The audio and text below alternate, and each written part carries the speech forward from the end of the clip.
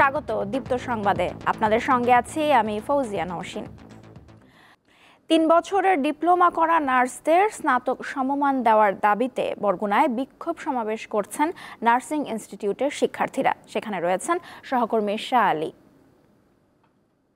Shah Ali, nursing শিক্ষার্থীদের দাবির বিস্তারিত সম্পর্কে আমাদের জানান এবং তাদের আন্দোলনে হাসপাতালের সেবা কার্যক্রমে কোনো বিঘ্ন ঘটেছে কি?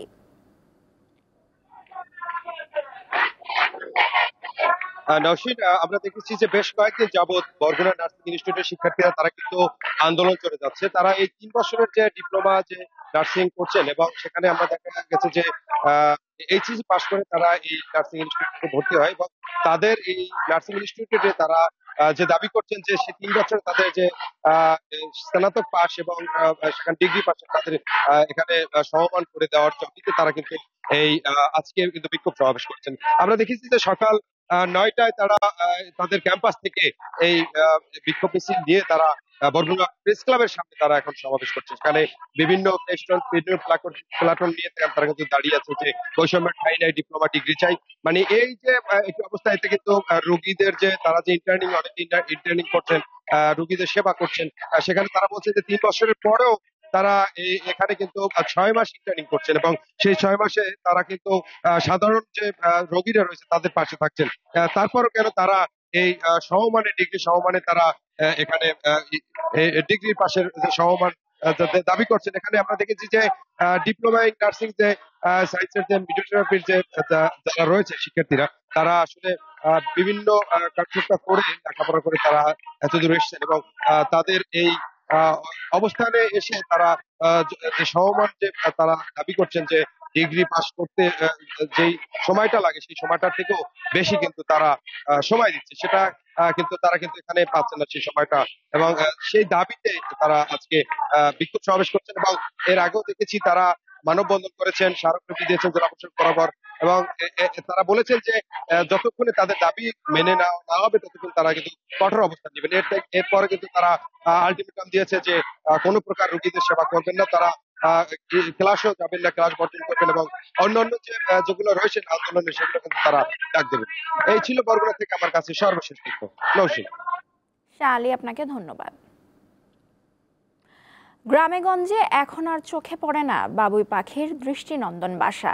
আগের মতো নেই তালগাছ, পাশাপাশি ফসলে কীটনাশকের ব্যবহার বেড়ে যাওয়ায় বিলুপ্ত হচ্ছে পাখি। তবে কিছুটা ভিন্ন চিত্র মেলে মাদারীপুরে।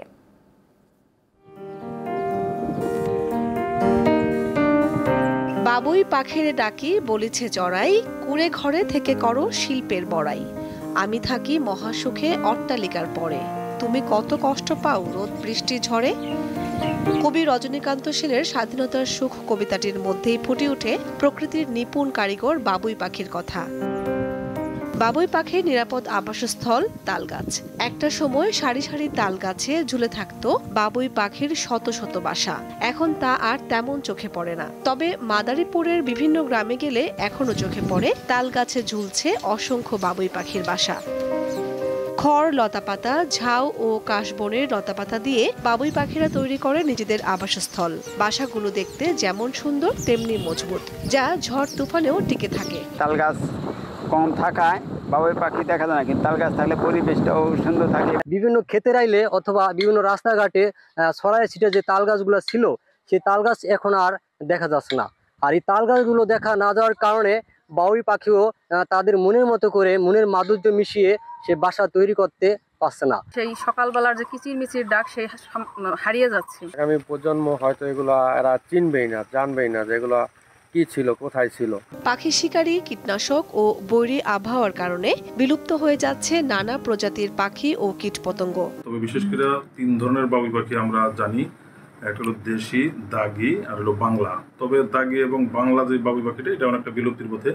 তো দেশি বাবুই পাখি যেটা, সেটা সাধারণত নারকেল, তাল গাছ, রেন্টি, নারকেল গাছ এগুলি সাধারণত বাসা বাঁধে। দেশি বাবুই পাখি সেটার এখনো বিচরণ আছে, বিশেষ করে সেফ জায়গা যেগুলো একটু গভীর জঙ্গল। তিনি বলেন, কীটনাশকের ব্যবহার কমিয়ে আনা এবং বেশি বেশি খেজুর ও তাল গাছ লাগালে বাবুই পাখি টিকিয়ে রাখা সম্ভব। দীপ্ত, বার্তা কক্ষ। জমে উঠেছে অভিনয় প্রতিভা খোঁজার প্রতিযোগিতা দীপ্ত স্টার হান্ট। কঠিন সব ধাপ পেরিয়ে এখন লড়বেন সেরা ৮ জন। তাদের মধ্যে থেকে ৬ জন যাবেন ফাইনাল রাউন্ডে। এই প্রতিযোগীদের মধ্যে দারুণ সম্ভাবনা রয়েছে বলে জানান বিচারকরা। নিজের অভিনয় দক্ষতা প্রমাণের সুযোগ, রম্য নাটিকায় বিচারকদের হাসানোর চেষ্টা, কখনো আবার তাদের নজর কাটতে নাচের মুদ্রায় মেতে ওঠা, প্রশ্নবাণে জর্জরিত হয়েও উতরে যাওয়ার দৃঢ়তা। এ ধাপগুলো পেরিয়ে যারা মেধার স্বাক্ষর রেখেছেন, মন জয় করেছেন বিচারকদের, তারাই জায়গা পেয়েছেন আলোচিত রিয়েলিটি শো দীপ্ত স্টার হান্টের সেরা ৮-এ। একটা মানুষ যদি সামাজিক কর্মকাণ্ড করে ভালো কিছু করে, আমার চোখে সেও স্টার। এই সুযোগ কাজে লাগিয়ে প্রতিযোগীরা যেতে চান ফাইনাল রাউন্ডে, হতে চান সেরা। টপ 8-এ চলে এসেছি, আসলে এটা খুবই এক্সাইটেড একটা মুহূর্ত আমার জন্য। আমি যখন টপ 20-তেও এসেছি তখন আমি বিশ্বাস করতে পারিনি, টপ 10-এ এসেও বিশ্বাস করতে পারিনি। টিকে গেলাম, সামনে আরও ভালো ভালো কাজ করার সুযোগ পাবো, বাট এই টাস্কটা শেষ করতে হবে। এখন টার্গেট ফার্স্ট সেকেন্ড থার্ড পজিশনের জন্য লড়াই। এতদিন আসলে ছিল যে টিকে থাকার লড়াইটা ছিল, আর এখনকার যে লড়াইটা সেটা হচ্ছে আসলে সেরা হওয়ার লড়াই। লড়াইটা আরও কঠিন হয়ে যাচ্ছে, কারণ এখন দায়িত্বটা আরও বেশি। অনেক মানুষকে পেরিয়ে এখানে এসেছি। দীপ্ত স্টার হান্টের প্রতিযোগীদের মধ্যে দারুণ সম্ভাবনা রয়েছে বলে মনে করেন বিচারকরা। এর মধ্যেই বেশ ভালো সম্ভাবনা আছে। ওদেরকে যদি আরেকটু গ্রুম করা যায়, আরেকটু ভালো গাইডেন্স দেওয়া যায়, তাহলে এদের মধ্যে থেকে হয়তো 2-1 জন স্টার হয়ে উঠতেও পারে। দীপ্ত যে স্টার হান্ট করছেন এবং বেশ ব্যয়বহুল ব্যয়সাধ্য, এদেরকে গ্রুমিং করা থেকে শুরু করে অনেক কিছুই পরিকল্পনা মতো করতে হচ্ছে। আমার মনে হয় এরা আগামীতে ভালো করবেন। অভিনয় প্রতিভা খুঁজতে এই ধরনের আরও উদ্যোগের পরামর্শ নির্মাতাদের। আমি আজকে আসতে পেরে তো আমার অবশ্যই ভালো লেগেছে, এবং আমি বলবো যে এরকম প্রোগ্রাম আরও হোক, তাহলে ছেলে মেয়েগুলো একটা প্ল্যাটফর্ম পাবে। কম্পিটিশন তো দেখতেছেন যে হার্ড থেকে হার্ডার হচ্ছে, আমরা ট্রাই করছি যে ভ্যারিয়েশন নিয়ে আসার। তো আমরা যথাসাধ্য চেষ্টা করছি যে আমাদের পার্টিসিপেন্টরা যেন ভালো কিছু করতে পারে এবং দর্শকরা এনজয় করতে পারে এবং জাজদের পছন্দ হয়। দীপ্ত স্টার হান্টের প্রতিযোগীদের আগামী 2 বছর দীপ্ত টিভি ও দীপ্ত প্লের সিরিজ, ওয়েব সিরিজ, ওয়েব ফিল্মে ও বড় পর্দায় কাজের সুযোগ পাবেন। তারা চুক্তিবদ্ধ হবেন কাজী মিডিয়ার সঙ্গে। এই আয়োজন দীপ্ত টিভিতে প্রতি শুক্র ও শনিবার রাত 10টায় প্রচার হচ্ছে। জহিরুল মোহসান, দীপ্ত সংবাদ, ঢাকা। ও লেভেল এবং এ লেভেলের কৃতী শিক্ষার্থীদের সম্মাননা দিয়েছে HSBC ব্যাংক ও দি ডেইলি স্টার। শনিবার ঢাকার পূর্বাচলে বাংলাদেশ চীন ফ্রেন্ডশিপ এক্সিবিশন সেন্টারে এ আয়োজন করা হয়। এবছর মোট 2391 জন শিক্ষার্থী সাধারণ পুরস্কারে ভূষিত হন। এর মধ্যে 176 জন বিশ্বসেরা ও দেশ সেরা ফলের জন্য সম্মাননা লাভ করেন, আর 6 শিক্ষার্থীকে সর্বোচ্চ কৃতিত্বের স্বীকৃতি দেওয়া হয়। কৃতী শিক্ষার্থীদের মধ্যে ও লেভেলের বিশ্ব পর্যায়ে সেরা 67 জন এবং দেশ সেরা 62 জন রয়েছেন।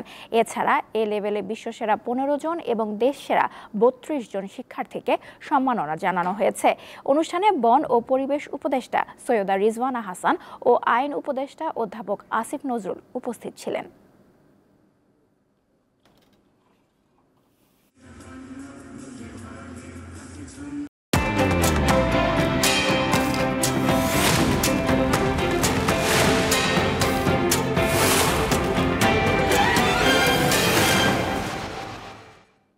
এবারে জানাবো এক নজরে দৈনিক পত্রিকার শিরোনামগুলো। প্রথমে আছে দৈনিক প্রথম আলো। তাদের প্রধান শিরোনাম, ঢালাও আসামির নেপথ্যে বাণিজ্য বিদ্বেষ দ্বন্দ্ব, ইচ্ছে মতো আসামি বানিয়ে দাবি করা হচ্ছে মোটা অঙ্কের অর্থ, পুরনো ক্ষোভ দ্বন্দ্ব ও ব্যবসায়িক বিরোধ থেকেও আসামি, 675 আসামির নাম বাদ দিতে বাদীর আবেদন। এছাড়াও তাদের আরেকটি শিরোনাম, প্রথা ভেঙে ভ্যাটিকানের বাইরে সমাহিত পোপ ফ্রান্সিস, রোমের সান্তা মারিয়া ম্যাগিওর গির্জায় সমাহিত ক্যাথলিক খ্রিস্টানদের প্রধান ধর্মগুরু পোপ ফ্রান্সিস অন্ত্যেষ্টিক্রিয়ায় অংশ নেয় প্রায় 4 লাখ মানুষ। এরপর আছে দৈনিক যুগান্তর। তাদের প্রধান শিরোনাম, আসামি 1168 পুলিশ, জুলাই গণঅভ্যুত্থান সহ 15 বছরে গুম খুনের 2450 মামলা। আসামির তালিকার বেশিরভাগই শীর্ষ কর্মকর্তা পলাতক। আগাম তথ্য ফাঁস হওয়ায় কর্মস্থল থেকে পালিয়ে গেছেন অনেকে। শুধু চার্জশিট দেওয়াই আমাদের লক্ষ্য নয়, লক্ষ্য হলো কনভিকশন, জানিয়েছেন বাহারুল আলম আইজিপি। এছাড়াও আরেকটি শিরোনাম, হয় সিন্ধুর পানি বইবে নয় ওদের রক্ত, বিলাউল ভুট্টোর হুঁশিয়ারি। কাশ্মীর সীমান্তে আবারও গোলাগুলি, পাকিস্তানে ভারতের ওয়াটার সার্জিক্যাল অ্যাটাক। হামলা নিয়ে নিরপেক্ষ ও স্বচ্ছ তদন্তে সম্মত পাকিস্তান। এরপর আছে দৈনিক কালের কণ্ঠ। তাদের প্রধান শিরোনাম, নীরবে ডুবছে পুঁজিবাজার, 9 কার্যদিবসে সূচক কমেছে 229 পয়েন্ট। দেখে নিলাম আজকের দৈনিক পত্রিকার প্রধান শিরোনাম ছিল। এই ছিল দীপ্ত সংবাদে। আমাদের পরবর্তী আয়োজন দুপুর 12টায় দেখার আমন্ত্রণ রইল। এছাড়াও দেশ বিদেশের নানা তথ্য জানতে চোখ রাখুন দীপ্ত টিভির ডিজিটাল প্ল্যাটফর্মগুলোতে। এতক্ষণ সঙ্গে থাকার জন্য ধন্যবাদ সবাইকে।